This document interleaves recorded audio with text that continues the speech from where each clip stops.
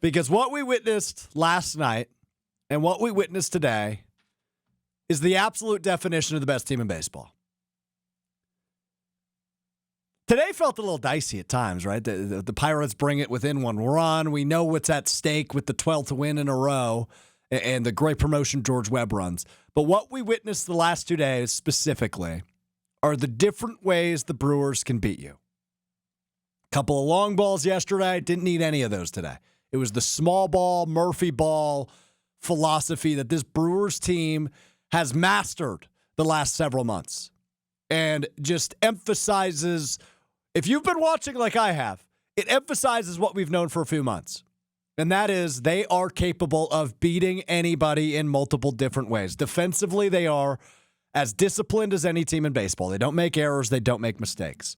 Their pitching staff is as good as anybody in baseball. Despite the few missteps today, overall, they have the best pitching staff in baseball. From starters to relievers to their stud closer and Trevor Miguel, the all-star.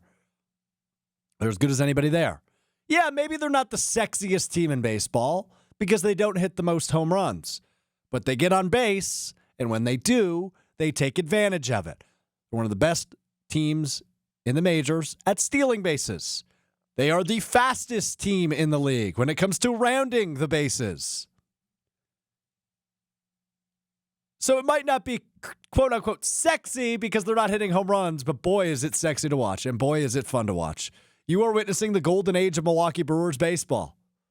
So drink it in because it's not going to get a whole lot better than this. Well, hopefully it does in October, but in terms of regular season buzz in the middle of August, it's never been this good. Now, granted, I was not alive in 1982. So for those of you that were, I would love to hear from you because I'm certain, despite not being alive in 1982, that this team is a little bit reminiscent of that team. Because they can play with anybody, they can hang with anybody every night out. You are confident that they can win. And again, they do today. A 12-5 win over the Pittsburgh Pirates. That is their 12th in a row, and free burgers will be announced tomorrow by George Webb restaurants all over the state of Wisconsin and southeast of Wisconsin. Petey Pablo chimes in on the Carbless text line. Not only are they great, they're hungry. Yeah, they are. Yeah, they are. You know, I heard earlier this week on Jen, Gabe, and Chewy, and we did a little bit on Kyle Brust and Nortman, and I know it's been a topic because of how good they are. We're talking about nicknames. And I feel like one of the top nicknames that's been suggested was Murphy's Misfits. And I love that nickname. Though it might seem a tad disrespectful, I love that nickname because you've got a bunch of dudes who shouldn't be playing at the level they're playing, outside of like maybe Brandon Woodruff and maybe Jacob Mizorowski when he's been healthy. They are so impressive. Everybody's playing out of their minds, right? William Contreras is back to form. There's another guy that maybe you expect him to play well. And Christian Yelich, who leads the league, team in home runs. Maybe you expect him to play well. But did you expect what you've gotten out of Sal Frelick? Did you expect what you've gotten out of Bryce Terang? Nobody expected it out of Andrew Vaughn. Nobody expected it out of Blake Perkins. Nobody expected it out of Caleb Durbin. Joey Ortiz has turned a corner. Every single player on this team is contributing in a major way. And that's why you have a team that is 32 games now over 500. That is why this team, at least as it stands right this second, is 8 games above the Cubs in the National League Central. That's why you have a team who's looking like it will not only have the best record in baseball, but it will cruise to the best record in baseball come the end of September when the regular season ends. I didn't expect all this, but boy, am I having fun watching it. Boy, am I having fun watching it. I mean, I've never seen a Brewers team like this in the 21st century. And I've been saying that for at least months at this point. They are that good. You know, I understand people are going to doubt them, and we've discussed this, right? The fact, are they peaking too early? No, I just think they're this good. I just think they need to be considered what they've shown us. Because When it comes to sample size, all you can take is what you've been shown. And all you have been shown since mid-May is the Milwaukee Brewers are the best team in baseball. They can beat anybody. They can hang with anybody. They'll either hit home runs or they'll play their small ball, and they will be disciplined on the base pads, and they will find ways to outscore you, and they will find ways to tire you out. There was an at-bat today for Sal Frelick. It ultimately ended up being a walk, but it led to a few runs. I think it was in the 6th inning. I don't know the box score in front of me. But I think it was a 9 or 10 pitch at-bat that ultimately ended up being a base on balls, but he was down 1-2 in that count. And it's just the way they tire you out and get in your head and play the mental game, and then you know they are going to capitalize when there are runners in scoring position. Truly remarkable what we are witnessing with the Milwaukee Brewers. Truly. It's the Homer Hour, ESPN Wisconsin. I'm Alex Strouf hanging out with you. Your way into the show, 800-990-3776 is the Carbless Talk and text line. Free burgers for everybody coming soon from George Webb Restaurants. And 12 wins in a row for the Crew as they head into an off day before a weekend series with the Cincinnati Reds beginning on Friday. And then what was once a big-time series beginning Monday that no longer feels like a big-time series. It still is, and we'll get to that in a moment. Against the Chicago Cubs starting on Monday, a 5-game series that will go through Thursday. There's a doubleheader Monday. But isn't it starting to feel like that series, well, isn't as big as it felt even 2 weeks ago? The Brewers, as it stands right now, have an 8-game lead in the NL Central. They play 5 games against the Chicago Cubs next week. This won't happen, but in the hypothetical the Brewers were to get swept in that 5-game series, they would still have a 3-game lead in the NL Central. That is how much cushion they have built for themselves. That is how much ground they have made up in what some viewed just 2 weeks ago as the most competitive race in all of baseball to win the NL Central.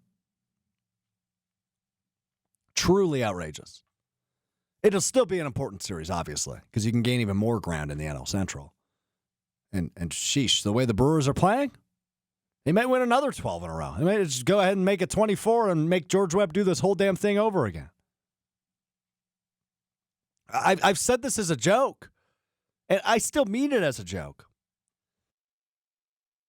Because there is so much time left in the MLB season. But what have they shown you that makes you think they'll ever lose again? I mean, all they have shown you is different ways to win. Last night, it's home runs. Today, it's loading up the base pads and running and small hits, base hits, and boom, 12 runs all of a sudden. I mean, it's to the point where it's just not making a lot of sense, but it's not a fluke because they keep doing it.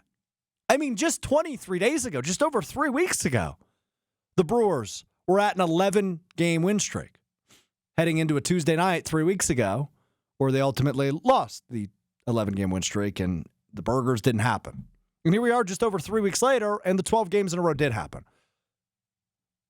The last time a team in the National League had multiple 11-game winning streaks in the same season was 90 years ago. 1935 was the last time a National League team had 2 different winning streaks of 11 games or more. 1935. Think about that. So there's no fluke. There's no peaking too early. This team is that good. And they deserve all the respect that's coming their way. Because finally, it seems nationally, the Brewers are getting the respect they deserve. The national pundits and the talking heads are acknowledging, whoa, whatever they're cooking up in Milwaukee, brought to you courtesy of Matt Arnold and Pat Murphy, is for real. They are real players in not only the National League, but in the MLB. They are real players to win the World Series because they just keep doing the same thing, and that is win. That's all they do. Unbelievable. Dave from Aaron chimes in. Carbless text line 800-990-3776. The Cubs series is still a big series, and I want them to concentrate on at least winning the series. However, I'd love to bury them and get a 5-game. So, yeah, me too, Dave. I mean, for obvious reasons, right? Not only are they a rival, not only are they a team from Chicago that us Milwaukeeans and us Wisconsinites just naturally hate, they plucked our manager. And by the way, thank you, Chicago. Because, boy, what an upgrade that was. Right? You know your boy, he's dating that girl, and they break up. And all of a sudden, he's got a new girl, and you go, ooh, that's a downgrade. I think that's what people viewed Milwaukee as before last season. Like, whoa, you went from Craig Counsell, like this young former player, this great manager, and you're going to this like old guy. He's kind of overweight, and he walks around with snacks in his pocket. And he was a college coach, and he's never been a manager in the MLB. Like, poor Milwaukee. Like, not only did the Cubs steal their manager from the rival, it led to this slob. And all of a sudden, it's like, oh, my God, yeah, Pat Murphy's the greatest manager that's ever existed. This guy's a genius. And by the way, putting snacks in your pocket, double genius. And third, he's going to win NL Manager of the Year back-to-back years. It's hard to call it a lock on August 13th, but it feels hard-pressed to find anybody else in the National League that's as qualified as he is, especially if they have the best record in the National League. So, yeah, not a downgrade. Maybe it might have been at the time, but, as we are a season and a half plus into Pat Murphy as the manager of the Brewers, it's like, oh, my God, this guy's reinvented the oldest sport in America. He's got them bunting out of the leadoff spot. I mean, seriously, it's remarkable what we are witnessing with the Milwaukee Brewers. I am just blown away. So, credit to the Brewers. Credit to the Brewers fans. By the way, over 40,000 people at AmFam Field today. This game was a 1:10 p.m. game on a Wednesday in August, and it was a sellout. So that tells you how big Brewers fever is and how this city and the state has continued to rally around this team, not only because they are the best team in baseball, not only because they are fun to watch, it's because it's worth everybody's dollar, it's worth everybody's time to go watch the best show in America. And the best show in America is your Milwaukee Brewers. We will talk Green Bay Packers, Jordan Love's thumb injury, preseason game number 2, joint practice coming up tomorrow between the Colts and the Packers out in Indianapolis. We will get the latest on all things green and gold coming up next from our buddy Jason Wilde, the 3-time Wisconsin Sports Writer of the Year, and from Wilde & Tausch. Jason Wilde joins me next. It's the Homer Hour. I'm Alex Strouf sitting in for the Emmy Award winner Homer on ESPN Wisconsin.